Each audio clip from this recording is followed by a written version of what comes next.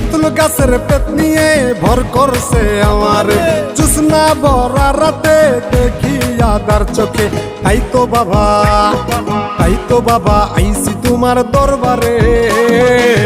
এ বাবা এ বাবা এ বাবা একটা তাবিজ দে পেতনি তারাতে।